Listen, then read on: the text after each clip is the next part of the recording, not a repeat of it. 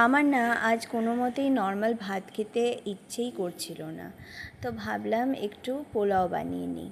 জানো, আমার বাড়িতে আগে যে কাজ করতো তাকে যখন পোলাও বানাতে বলতাম না, সে আলাদা করে ভাত রান্না করতো, আবার আলাদা করে সবজিগুলো ফ্রাই করে তারপরে একসাথে মিক্স করে দিত।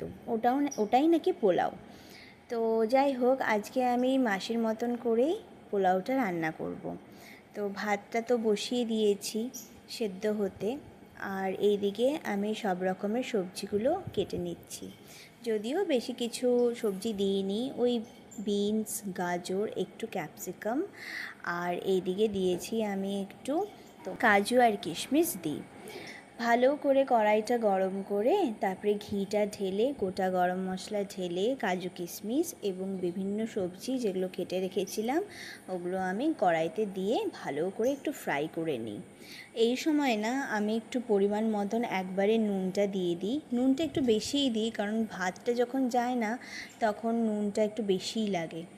তো সাইডে তো ভাতটা তৈরি হয়ে গেছিলো, তো ভাতটা দিয়ে ভালো মতন আমি চিনি মেশাই। পোলাওটা না আমার একটু মিষ্টি মিষ্টি খেতে খুব ভালো লাগে। তো রান্নাটা তো আমার অলমোস্ট কমপ্লিট হয়েই গেল। আজ গল্প এতটাই থাকবে, তোমরা